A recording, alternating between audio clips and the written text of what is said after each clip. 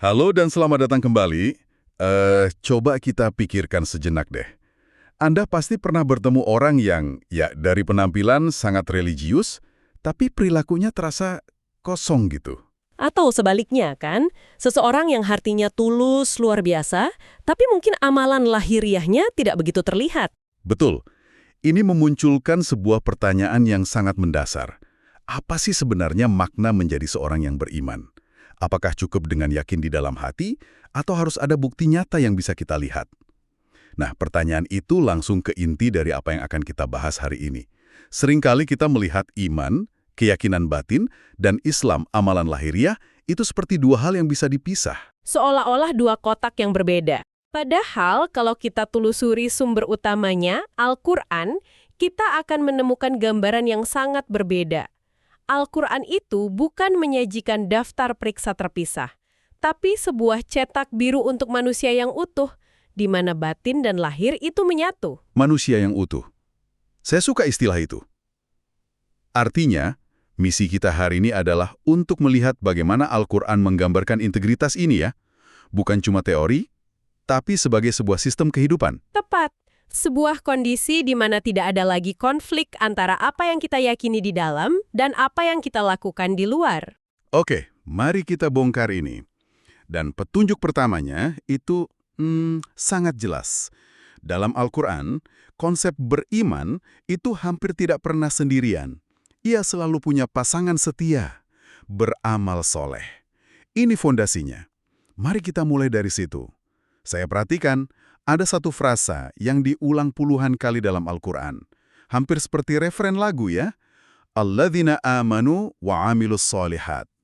Orang-orang yang beriman dan mengerjakan amal soleh. Sangat dalam maknanya. Ini bukan kebetulan linguistik, tapi pendekanan teologis yang fundamental. Seolah-olah Al-Quran terus mengingatkan kita, hei, jangan lupakan pasangannya. Imanmu itu butuh perwujudan. Iman yang cuma di dalam pikiran, yang tidak mendorong kita berbuat baik, dari perspektif Al-Quran, itu iman yang belum lengkap, gitu ya? Betul.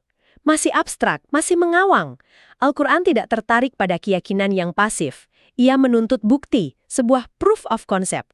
Keyakinan itu harus turun ke bumi perbuatan. Dan Anda bilang ini udah ditekankan sejak awal-awal sekali. Sejak halaman pertama. Coba kita lihat surah Al-Baqarah ayat 2 dan 3. Saat Al-Quran pertama kali mendefinisikan untuk siapa kitab ini jadi petunjuk, ia menyebut mereka muttaqin, orang bertakwa.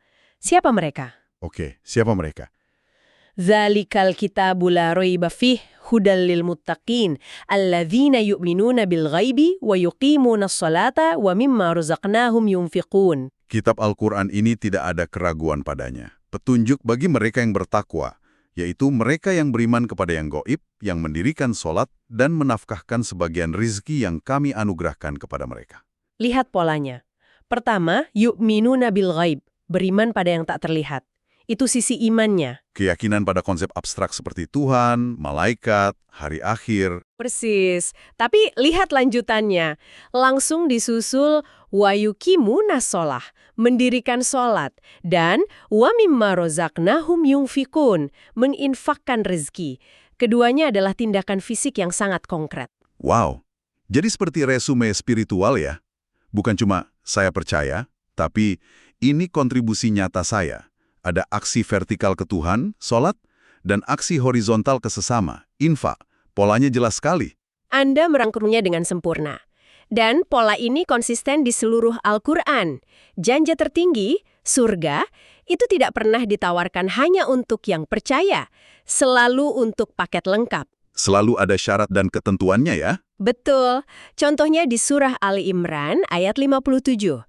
Wa ammal ladzina amanu wa amilus sholihat fayuwaffihim ujurahum. Adapun orang-orang yang beriman dan mengerjakan amalan-amalan yang solih, maka Allah akan memberikan kepada mereka dengan sempurna pahala amalan mereka. Ada kata dannya di situ, kuncinya di situ. Ini memunculkan pertanyaan, apakah semua tindakan lahiriah nilainya sama? Bagaimana Al-Quran membedakan antara orang yang sekedar tunduk secara formal dengan yang benar-benar beriman? Mungkinkah seseorang punya cangkang Islam tanpa isi iman? Nah, pertanyaan Anda ini langsung menuju ke salah satu klarifikasi paling tajam dalam Al-Quran. Karena Al-Quran sendiri mengantisipasi kebingungan itu dan memberi koreksi langsung. Ada perbedaan krusial. Oh ya, Islam bisa kita lihat sebagai kerangkanya, komitmen formalnya. Sedangkan iman adalah esensinya, keyakinan yang sudah meresap ke dalam hati. tunggu dulu. Jadi Al-Quran secara langsung mengoreksi ucapan orang pada saat itu juga. Ini bukan teori, tapi dialog real time. Betul. Momen dramatis ini ada di surah Al-Hujurat ayat 14. Bayangkan situasinya. Sekelompok Arab Badui datang ke Nabi dan dengan percaya diri bilang, "Amanah, kami telah beriman." Mereka merasa sudah di level puncak. Lalu turun wahyu. Allah berfirman kepada Nabi untuk menyampaikan ini. Qalatil a'rabu amanna. Qul lam tu'minu, walakin qulu aslamna, walamma yadkhulil imanu fi qulubikum. Orang-orang Arab Badui itu berkata, kami telah beriman. Katakanlah, kamu belum beriman, tapi katakanlah, kami telah tunduk atau Islam, karena iman itu belum masuk ke dalam hatimu. Itu teguran yang sangat kuat tapi juga presisi.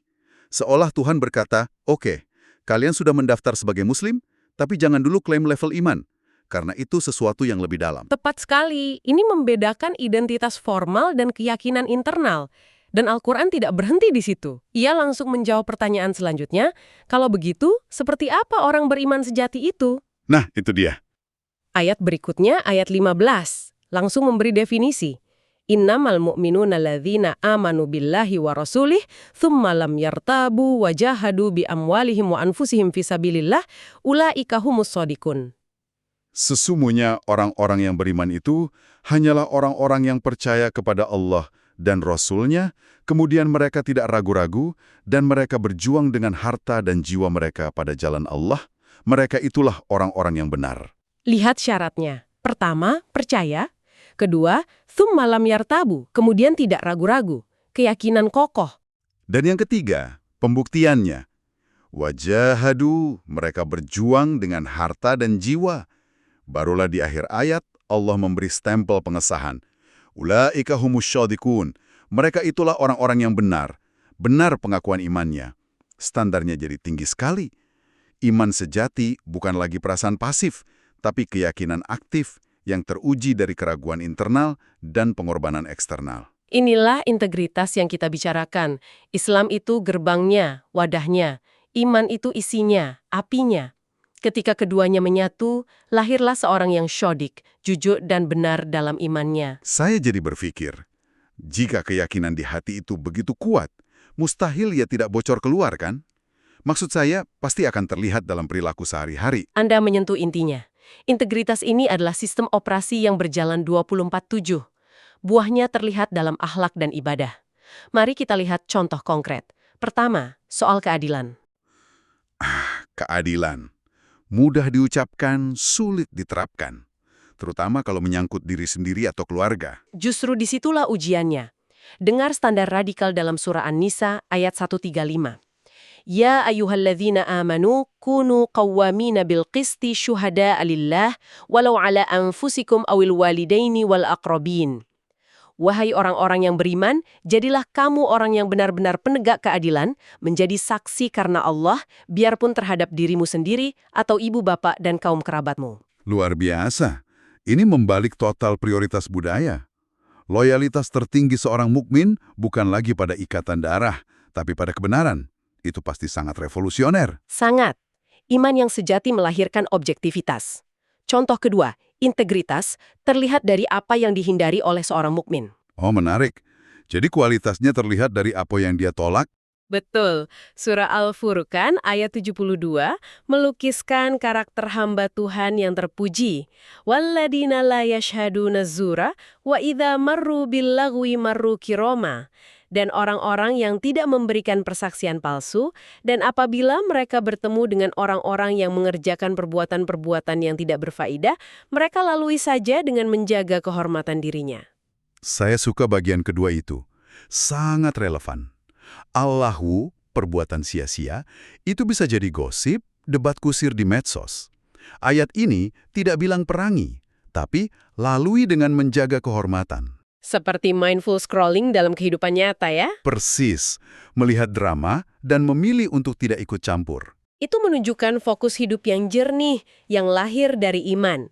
Dan tentu saja, manifestasi ketiga adalah dalam ibadah itu sendiri. Pilar-pilar Islam itu butuh ketulusan. Surah Al-Bayyinah ayat 5 merangkumnya. وَمَا أُمِرُوا إِلَّا لِيَعْبُدُوا اللَّهَ مُخْلِصِينَ لَهُ الدِّينَ حُنَفَاءَ وَيُقِيمُوا الصَّلَاةَ وَيُؤْتُوا الزَّكَاةَ وَذَلِكَ دِينُ الْقَيِّمَةِ. Padahal mereka tidak disuruh kecuali supaya menyembah Allah dengan memurnikan ketaatan kepadanya. Kata kuncinya mukhlisin, ikhlas. Jadi, semua ritual itu percuma jika niatnya tidak lurus. Tepat. Akhlak yang adil, hidup yang fokus, ibadah yang tulus, semuanya adalah buah dari pohon integritas iman dan Islam. Kita sudah bahas yang idealnya, tapi pasti ada kondisi sebaliknya. Apa kata Al-Quran tentang orang yang penampilannya Islami, tapi hatinya kosong atau bahkan membenci kebenaran? Ini kan disintegrasi total. Ini mengangkat pertanyaan yang sangat penting. Al-Quran memberikan peringatan paling keras untuk kondisi ini, yang punya nama spesifik, nifak, atau kemunafikan. Penyakit spiritual paling berbahaya ya. Karena dari luar tidak terlihat. Betul. Ciri pertamanya adalah kepandaian mereka bermain kata. Surah Al-Baqarah ayat 8 menggambarkannya. Wa minan nasi may yaqulu amanna billahi wa bil yaumil akhir wa ma hum bimu'minin. Di antara manusia ada yang mengatakan, kami beriman kepada Allah dan hari kemudian, padahal mereka itu sesungguhnya bukan orang-orang yang beriman. Sebuah fasad. Dan kepalsuan ini pasti merembes ke ibadah mereka kan? Tentu. Al-Quran melukiskan ibadah mereka dengan tajam di surah An-Nisa ayat 142. Saat mereka sholat, ada dua ciri utama. Melakukannya dengan malas, kusala, dan tujuannya untuk pamer, yuro'unanas. Malas saat sendirian, tapi semangat saat ada yang lihat. Innal munafikina yukhadi'una Allah wa huwa khadi'uhum wa idza qamu ila sholati qamu kusala yura'una an-nasa wa la yadhkuruna Allah illa qalila. Sesungguhnya orang-orang munafik itu menipu Allah dan apabila mereka berdiri untuk sholat, mereka berdiri dengan malas. Mereka bermaksud riya dengan sholat di hadapan manusia dan tidaklah mereka menyebut Allah kecuali sedikit sekali.